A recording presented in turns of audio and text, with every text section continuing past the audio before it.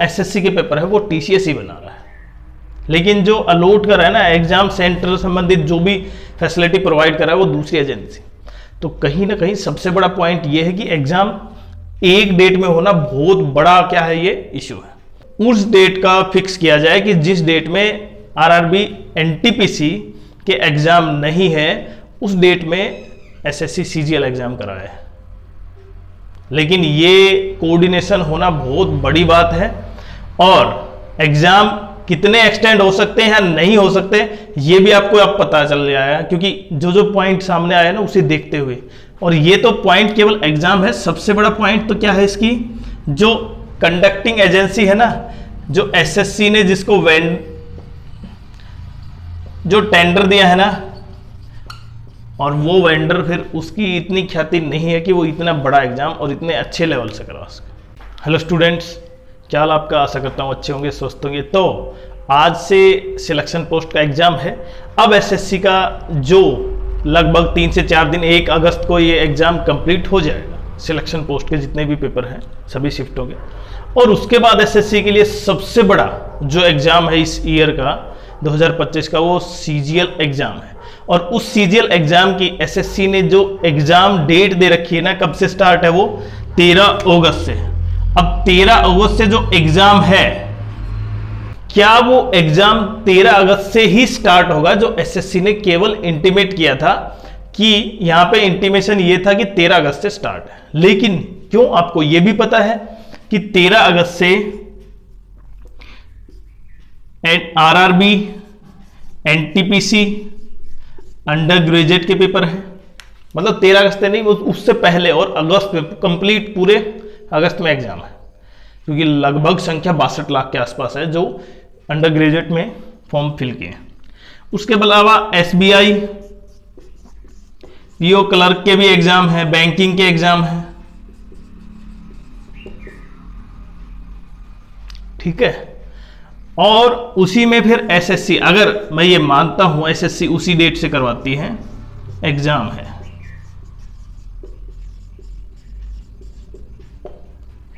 तो ये 3 एग्जाम है जिसमें संख्या सबसे ज्यादा है, लगभग 30 से 35 लाख बच्चे इसमें हैं, सीजीएल में है।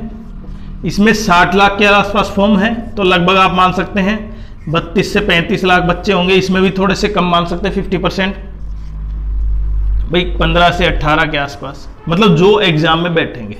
और एसबीआई पेपर में मेरे पास जो कमेंट आया मैंने वो बताया, ऐसा नहीं कि मैंने अपनी तरफ से डाल दिया, बाकी इंफॉर्मेशन ये सही है।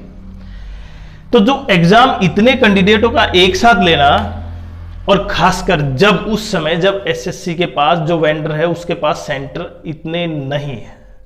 सबसे बड़ा पॉइंट क्या है कि जो एसएससी के पास जो अभी वेंडर है ना, जो एजेंसी है, उसके पास क्या इतने एग्जाम सेंटर हैं,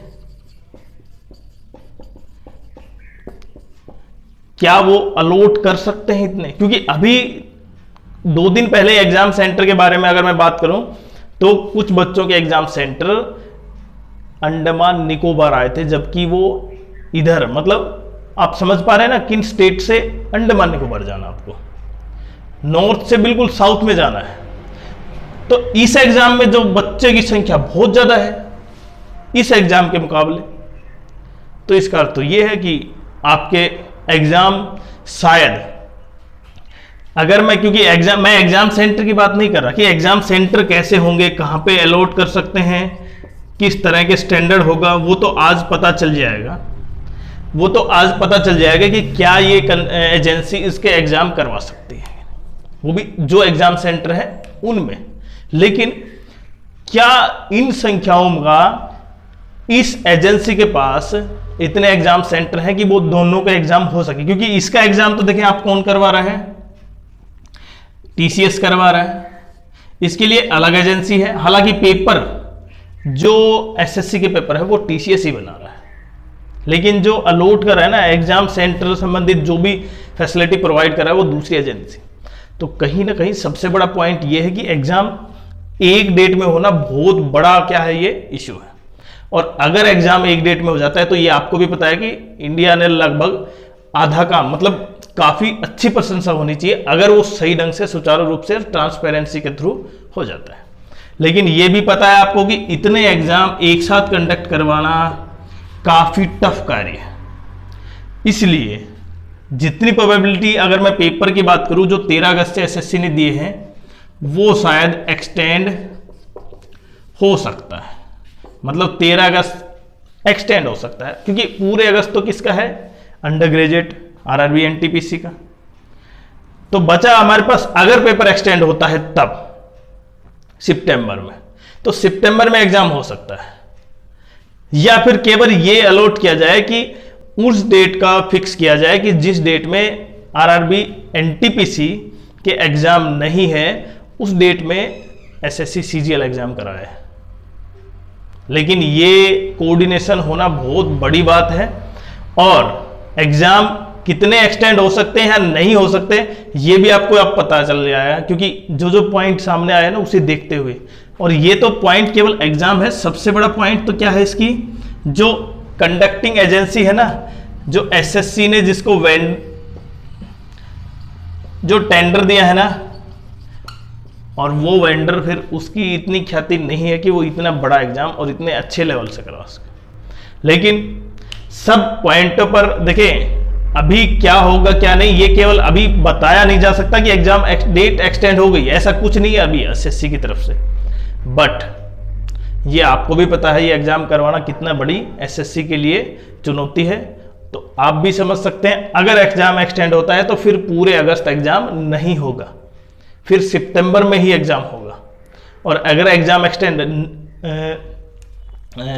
हो जाता है तो ये बात आपको सामने ही, और नहीं होता है तो फिर आपको पता है कि अगर ये एग्जाम एक साथ होते हैं तो कितनी बड़ी, कुछ बच्चे तो होंगे जो सभी एग्जाम्स में कॉमन होंगे और उनके लिए एक डेट में एक शहर से दूसरे शहर जाना बहुत बड़ा टफ कार्य होगा।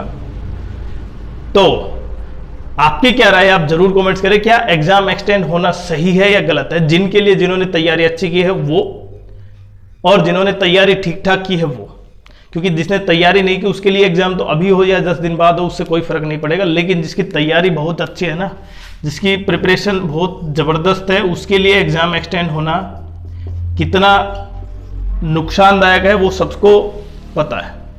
तो इसलिए कमेंट जरूर करें कि क्या आपकी क्या राय है कि इस पॉइंट पर कि एग्जाम एक्सटेंड होना चाहिए या नहीं।